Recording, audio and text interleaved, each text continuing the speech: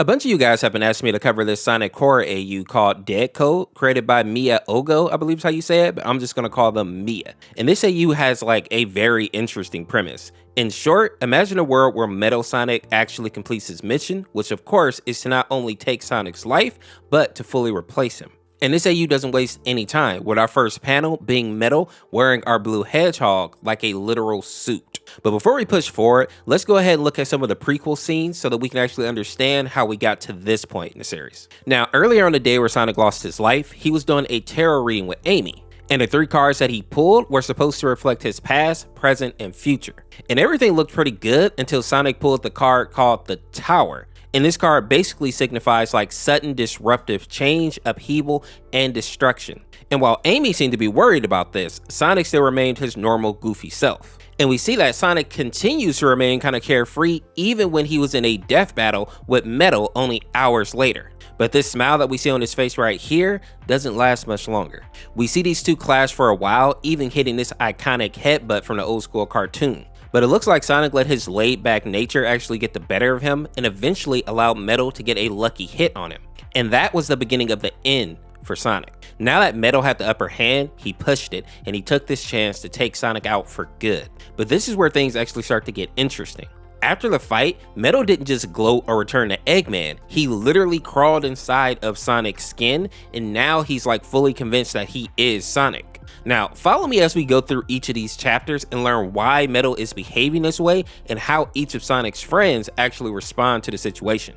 And in chapter 2, we get to see that the first character to find Metal is Tails. And we see that Metal greets him by actually wrapping him in a hug. And as you can tell by his face right here, Tails is completely caught off guard by this. Amy, on the other hand, was not at all and comes in swinging her hammer, knocking Metal clean out. Next, we see that they have removed Sonic's skin off of Metal and they locked him up. And this is where we find out that Eggman may not have had anything to do with this. Tails uses some of his technology to get into Metal's code, and he learns that Eggman's coding is no longer there, meaning that Metal wasn't under his control at all. And I think what's more important is that Tails realizes that Metal truly believes that he is Sonic, but he doesn't want to tell the other members of his crew just yet. Amy, on the other hand, goes ahead and calls everybody to let them know that Sonic has passed away, but she doesn't give them all the details over the phone.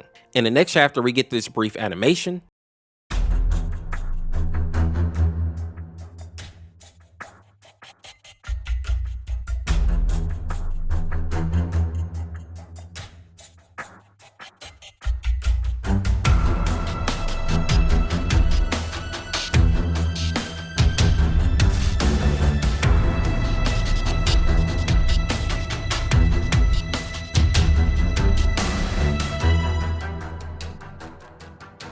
And this is basically just a nightmare that Amy had, which seems to symbolize the end of her relationship with Sonic and the fact that Metal has basically taken his place. After that, we see that Amy meets up with Shadow and she explains that Metal was the one to take Sonic out, and with his code being all messed up, they're not even sure if Eggman had anything to do with it. But hearing this, Shadow still decides to go ahead and get Rouge and seek out Eggman anyway, because he knows that if Eggman gets word that Sonic is gone, he's going to take that chance to actually attack the crew. Meanwhile, we get this image of Tails, and he's learned that Metal Sonic almost has all of Sonic's memories. And it's kind of weird because it almost seems like when they butted head, like Sonic transferred his memories over to Metal or either knocked something loose in his programming. I also find it kind of cute that Rouge is over here in the back kind of watching over Tails, acting like a mother figure, because Tails is starting to isolate. And this reminds Rouge a lot of what Shadow kind of does when he's kind of feeling down or when he's stressed. And I think this is why she actually gets Shadow to speak with Tails. If anybody knows about grief and loss, it's definitely him. And for those of you that may not know what I'm talking about, this little girl here in the bottom of the panel is actually Maria Robotnik, and she was basically Shadow's best friend. And if you watched any of my other Sonic videos, you've already probably seen me kind of give her backstory, but basically she lost her life right in front of Shadow. Now, surprisingly, when Shadow does go and speak with Tails, he actually does a pretty good job, especially considering that he's not great like with his emotions. And he lets Tails know that life will go on and you have to keep going. He also tells him to remember that as long as you keep Sonic's memory alive, they will never truly be gone. And at the bottom of the panel, we can see that Tails does seem to actually appreciate the talk. But later that night, he ended up sneaking out and going to Eggman's base, which he learned was recently abandoned. And it looks like Tails is looking for material to repair metal, but as he's searching, he steps onto something wet, and it turns out to be what is left of Eggman. Tails also finds this type of pistol here, and after looking around, I learned that this weapon was made by Eggman, and instead of using bullets, it actually uses negative emotions, creating something like chaos energy. And while the weapon doesn't look like much, each shot can penetrate almost anything. After gathering up all the items that he needed, we see Tails goes back to his lab and starts to fix up Metal. And his theory is that now that Metal doesn't have something giving him orders, and also due to all the damage that he's taken, Metal has gone back to his core programming, which of course was to be Sonic. And this is where we see that Tails has started to see Metal as the real Sonic, even going as far as calling him his brother, showing us that this may be another one of those AUs where Tails has completely lost his mind. When looking on Instagram, I also saw that the creator added more backstory with Eggman and Metal, and judging by this image here, it seems like Metal attacked Eggman. And then we see this side where Metal says, "I think I unlocked some part of my brain that I shouldn't have." And then he says to Eggman, "Your input is no longer wanted," which explains why he attacked Robotnik in the first place. The next chapter is where things start to get weird, and we see Amy holding a picture of her and Sonic, but then Metal comes up and boops her on the nose, just like Sonic used to do. But Amy is not having any of that, and immediately pulls out a blade in an attempt to protect herself and Tails. But before she can attack, Tails screams for her to stop, revealing that he's the one that actually fixed Metal up. And this is where we learn that not only does Metal think that he's Sonic, he actually speaks and sounds just like Sonic. And this isn't something that Tails programmed into him, but something that Metal is doing all on his own. And of course, this freaks out Amy even more. So much so that she sends a text out to the rest of the crew, telling them that she needs help now. And we all know that everybody in this crew is pretty fast, so they get to the base quick and burst through the door like bats out of hell, ready to beat Metal down. With Shadow actually being the one to lead the charge, grabbing Metal by the throat, obviously thinking that he was there to take out more of his friends. And while this is a tense moment, it's also kind of funny in a way, because since Metal thinks that he's Sonic, he's just super confused by the way all his friends are acting. But before things can get really out of control, we see that Tails yells for them all to stop and holds up the weapon he took from Eggman's base and aims it at Shadow. And seeing this, a small fight breaks out with Metal attacking Shadow and Knuckles before Tails gets in between everybody to stop the fight. And then we see Tails repeating the phrase "never again" over and over and over, meaning that he won't lose Sonic ever again.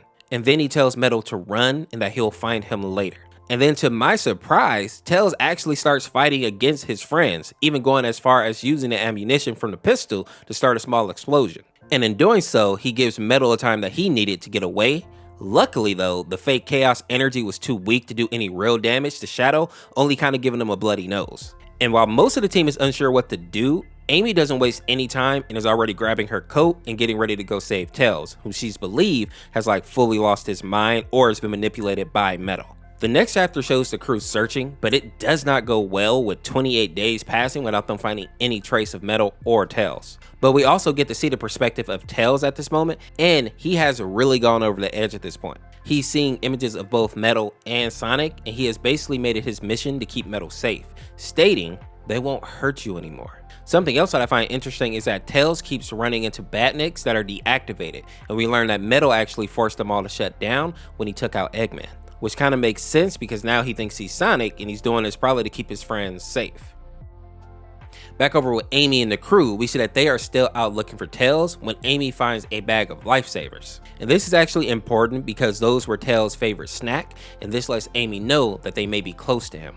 And since they don't want to actually lose the trail again, the crew decides to split up, which is always a terrible idea, by the way. And while most of the crew isn't able to find anything, Amy actually gets lucky and tracks Tails down. Although Tails is unwilling to actually go back with Amy because she still believes that Metal is manipulating him.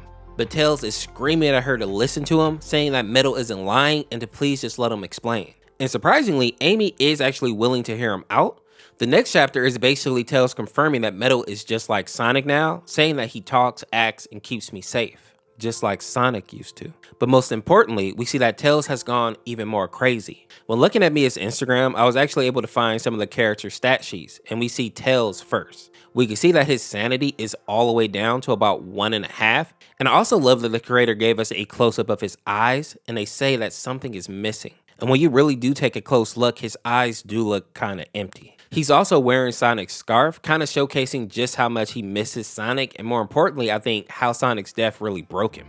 Amy, on the other hand, is still doing great on all her stats, but she's on the edge right now as well, ready to snap at any moment.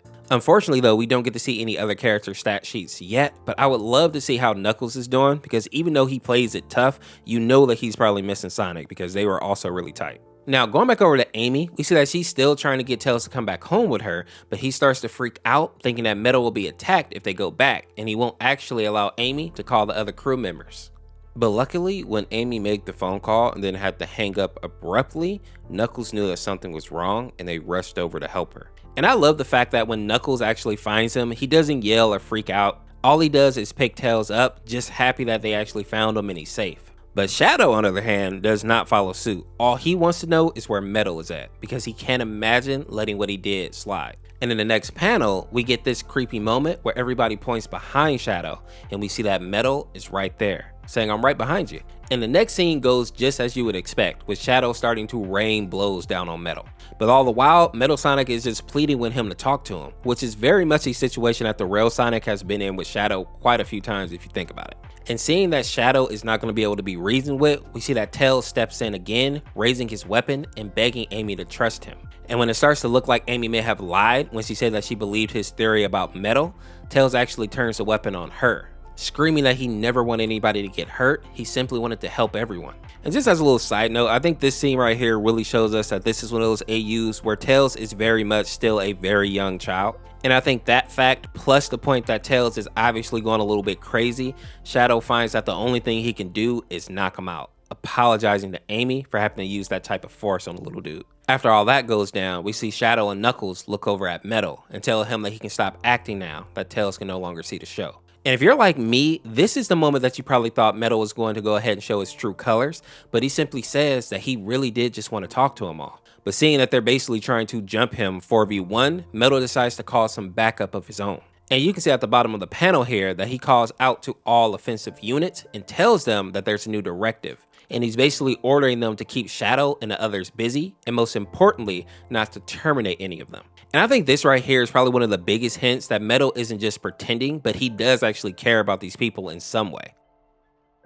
And while we see Amy is here trying to get Tails to safety, we also see a Metal version of Shadow come rushing out of the forest, ready to join the fight. And while they're all distracted, Metal seems to knock out Amy, saying that he just wants a chance to speak with her before she completely blacks out. And then we get this image here of her resting in Metal's arms. And low-key, in this image, he does look like he's riding that line between hero and villain.